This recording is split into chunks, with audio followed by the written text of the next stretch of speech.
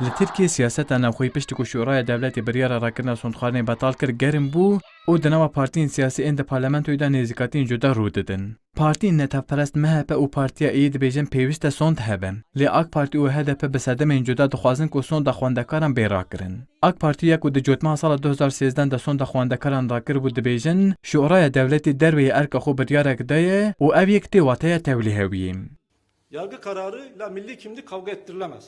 شوریا دولتê ji hedê xwe derketiye. Bi vî biryarê şûra, yasa û mekazagonê bawêkî eşkere bin pêkiriye. Ev pêngavên xeternak in. Sondxwarina li dibistanan, kevneşopiyeke xirab e ku derabûrdû damaye. Hûna hewl didin ku vê yekê ji nû vevejînin. Em durust nabînin ku ji Aliyê Bahçelî ve Bob Rêzbekir Bozdayê ku di jiyana xwe da siyaseta nasnameyî nemeşandiye, bo aidiyeta wî ya Kurdîtiyê tohmet pên kirin. هذا بيجي بسدام جدا دبيجك وحفجة سوند بيراكرن او إداد كنكو سوند تنه حساباندنا نتمن دنا وتركيا دايا و تايبتي جلسار زاروكين كرد ظلمة كمزنم ایران بری سر سوندکی بیش سوندامه وزاروکی ترکی نظام به هر سبب وان بدی خوندن یا جی ترکی زانه به روحی خو جانه خو نترک به قدر قیمتایتنه ظلمکی پرمزنه ام بیجی کی ام نتشکی درسته نتشکی راسته اویا چقه هره اوی خرابی وکه اویا چقه هره فسادی درخه بانا چاندا گلمه تبا گره اف سوند تنبه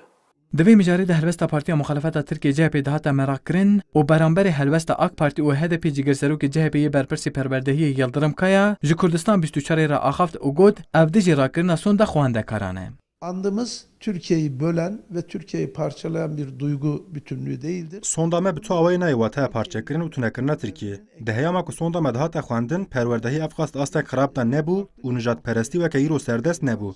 Biya min di sondame de tu cudageriyek li ser neteweyên din nayê kirin. Di hemû welatan de ji bo yekîtiya neteweyan sond hene.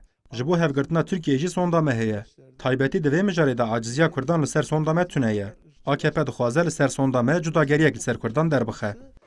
سوندا خواندکاران یکو جالی دستلاتداری اک پارتی و هاتو براکرین خویا یکو دیجارک دن لسرانسر ترکیه لدبستان سراتایی و نواندی بخواندن لیبل مجارا کو تیم راکرین اوه اک پارتی و هدف د پارلمانتوی د لدیجی وی کی دی بهورا تبگرن یاننا ورال erişmiş. Kurdistan 24 Ankara